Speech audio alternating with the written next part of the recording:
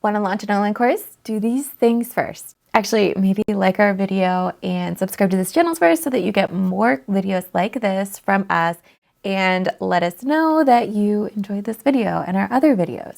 Okay, courses.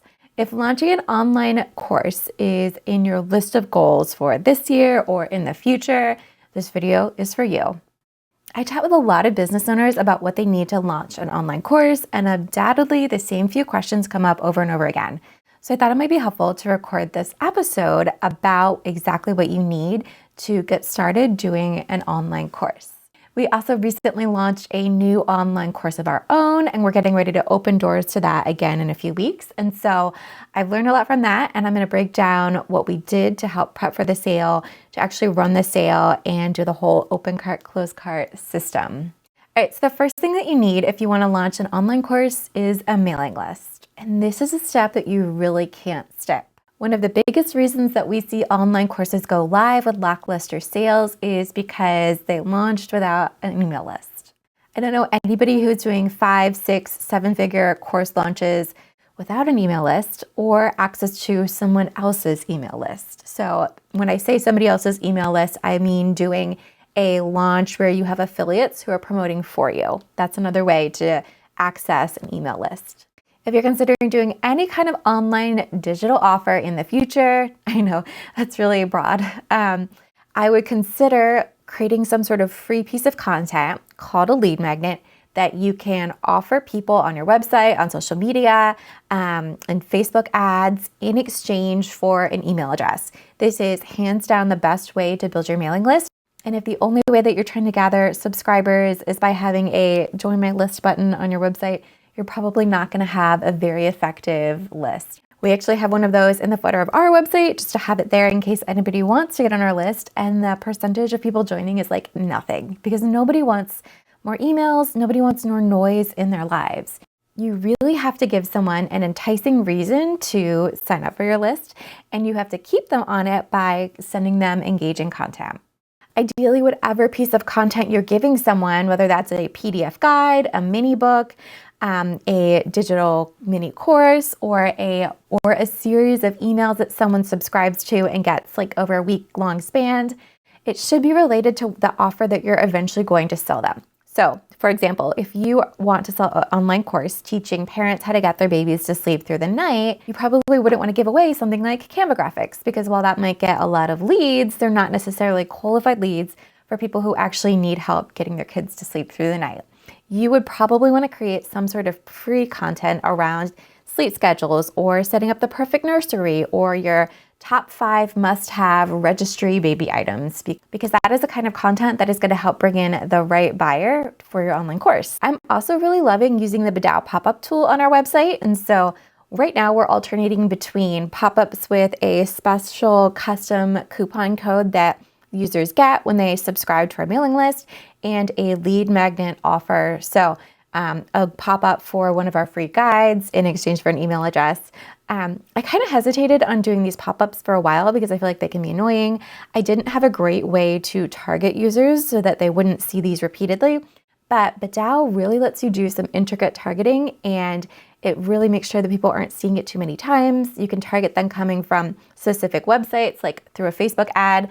And so it's really brought in a lot of leads for us. The second thing you need if you're going to do an online course is quality content. I know that seems really obvious, but you would be surprised by how many people go live with an online course and the content just isn't organized in a way that makes sense. They leave gaps and holes in the content they're creating, or maybe they've never taught about this topic before, and so everything is new and it just doesn't feel cohesive and concise. I actually worked with Chad Campbell of Teach Well Online, they're a great resource, to send him my messy jumble of thoughts and things I thought I should teach on, and he took them and he put them in a very concise, organized outline that was grouped in content sections that I hadn't even considered like going together.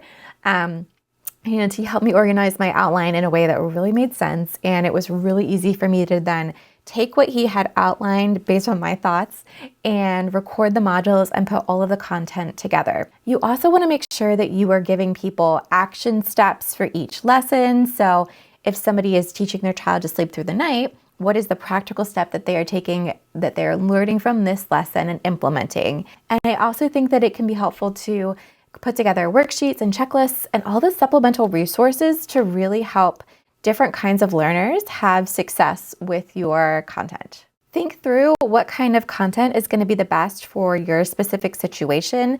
It might be video, it might be actually like recorded visuals where someone sees your face like you do my face right now. It could be more like screen captures, tutorials. It could be written content. It could be audio content that they can download and listen to while they're walking their dog.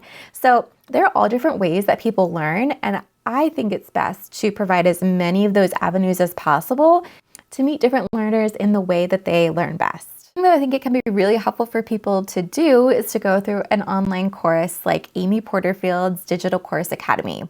I have not personally gone through this course, but I know a lot of business owners who have, and Amy teaches a course on creating courses. Meta, I know. I'm not an affiliate for her. I have never met her or even spoken to her, but she does such a great job of teaching people how to create a course, all the different things that you need. And so if you want creating courses to be your bread and butter, I think it's really worthwhile to invest in a course like Amy's. I think she opens it up like once or twice a year, and she welcomes a new batch of students and you all get to go through it together. I'm sure that she has like live Q&As where you can ask her questions and get feedback and work through your course alongside other people who are creating courses. Again, I get no kickbacks for this. I just know that she's a really helpful resource. She also has a great marketing podcast that you could subscribe to, and she talks a lot about different course tips on that podcast. Fourth thing that you need is an online course platform. So you need somewhere to house your modules, house your lessons in a way that is easy for people to comb through and probably password protected. You wouldn't want to just take your lessons and modules and add them to a Dropbox folder. I don't think that's a great experience for people. So we've used Kajabi for years, and we've worked on platforms where you're actually installing a course software like MemberPress on your individual WordPress site. I think that gets kind of messy. I think it gets clunky, and we just keep coming back to Kajabi because it works so well. It was truly created for people who are doing online course sales, and it's really easy to upload your content and worksheets and lessons and modules, and then it's easy for people to play the videos and click through in a way that marks off their path. And so I think a lot of the people who I see doing online courses are using a platform like Kajabi just because it's so powerful for courses. Kajabi has a lot more resources that we could use for our like business ecosystem. Like I think they do email, you can do websites on them. We don't use those for our systems. We use ConvertKit and Showit for our website just because I like the level of quality and detail that those specific platforms offer. But if you did want an all-in-one platform where everything is in one place and you didn't need the level of like intricacy that you can get with a Showit site or ConvertKit, Kajabi is a great resource. This is going to be like point 4B. You also need some sort of checkout system to actually have people pay for your course. If you're going with Kajabi, you can use their checkout system. It's all built in, and so automatically when someone pays for the course, they register, they get access to that course, and there's no need for any funny third-party integrations with something like Zapier. We've used Thrivecart in the past for course launches, but since they were acquired not long ago at this point, I think the software has really gone downhill. And during our last course launch, their cart system went down for a few hours and people were trying to register for our course and they couldn't. So we were in this like frantic scramble one day to get our Kajabi checkout set up. And I think in our next course launch, we're only going to use Kajabi because it's just such a smooth process. And I think it's more reliable than Thrivecart at this point. All right, fifth thing you're gonna need is a long form sales page. So this is gonna be on your website most likely, and it is a long page where you talk through what you're offering, why you're offering it. You wanna answer people's objections here. You wanna show them what's inside the course. Really, like this should be a long page that has a lot of content on it to meet different buyer personas and answer different questions and show as much as you can about what is included in the course. This is where you'll have that checkout link to take people over to something like Kajabi where they pay for it. And you could do something like this in Kajabi, Personally, I prefer the flexibility of Showit. So almost all of our templates come with a long form sales page already built in. It's going to match the design of the rest of the site. And if you ever did want to launch an online course or something like this in the future, it's there waiting for you. No need to add any extra things to your cart. Although we have a standalone sales page that you can also add, and I'll make sure that that's linked below. I really like Showit because of the design flexibility and because it's really easy to add buttons that link off to a different checkout system to make the process really smooth and simple for people. This sales page, especially if you're doing an open cart, closed cart launch, should be really easy for people to find.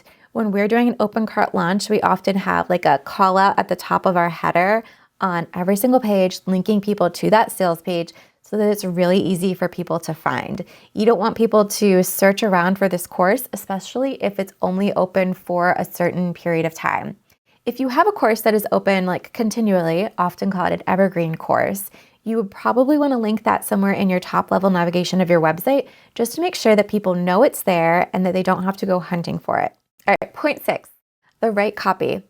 I think that one of the biggest mistakes that people make when they're launching an online course, besides not having an email list, is not having great copy.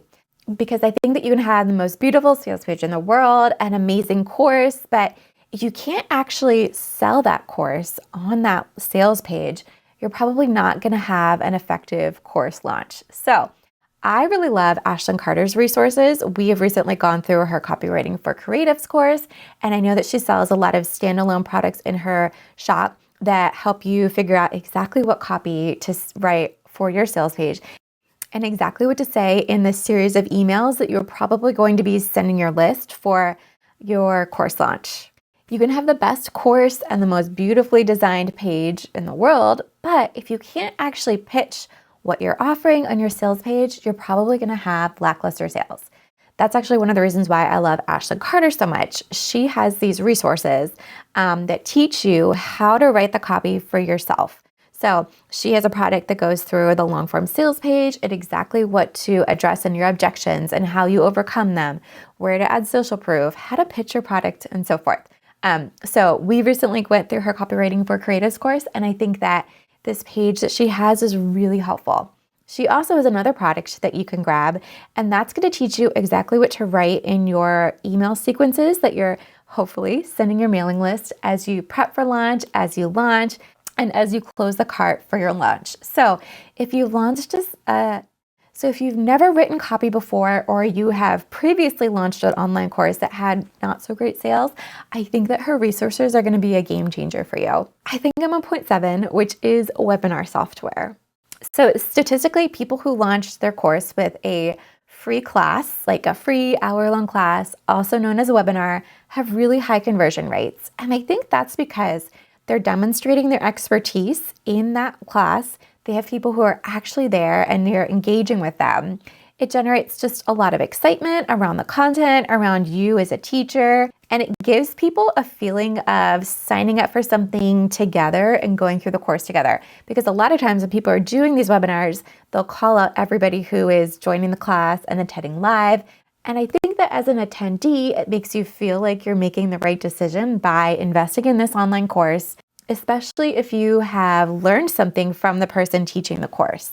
For our last course launch, we used Webinar Jam, which I actually did love, in order to get some of the chat room functionality that we needed to flag questions and have my team answer those questions. We had to pay for their highest plan, and it's not something that we use enough every single month to really justify that cost. We figured out a workaround for our specific course, but it was kind of less than ideal. In our next course launch, we're going to explore other platforms like Demio, Webinar Ninja, and Wistia. All right, my 8th tip for things that you need to launch an online course is digital ads. So we have experimented with running ads on Instagram and Facebook, so the Meta platform as well as Pinterest. And of the two platforms, we've had a lot more success with the Meta platform. And leading up to our course launch, we created ads for our free class, and we started running them about 2 weeks before the class, promoting the class. And so in that time, we gathered several hundred registrants. A lot of them showed up live to listen to the class. Some of them did the replay, and it really helped us, and it really helped our course launch go well. After I taught the free class, we turned off those webinar ads and we turned on ads directly to the course and specifically retargeted people who had watched or registered for the class. All right, the ninth thing is something that can be really helpful if everything that I just said sounds super overwhelming, and that is an integrator to bring all of this together. I happen to live next door to a really good friend of mine who is an integrator. So what is an integrator? Like, simply put, an integrator is somebody who specializes in bringing all of these pieces together, because there are probably certain things that you're going to want to do that are really like fine details, like removing people from certain sequences once they've actually registered for your webinar. You're also going to want to remove people from getting all of your pitch emails once they've actually purchased your course, so that they don't get angry at you or dislike you for over emailing them when they've already bought. Integrators can help you figure out those ads and how to time them and get them set up in your ad account. They can help you write the copy for your sales page and integrate it into your page and just connect all of the pieces that really make a launch go more smoothly. So if everything that I've just mentioned feels really overwhelming, you might consider hiring someone like Kat or her team to help you with your launch. All right. So if you guys have any questions, feel free to drop them in the comments below and I will do my best to answer. And if you like this video and you want to learn more from us, make sure that you hit like and subscribe to get updates when we release future videos. Thanks, guys.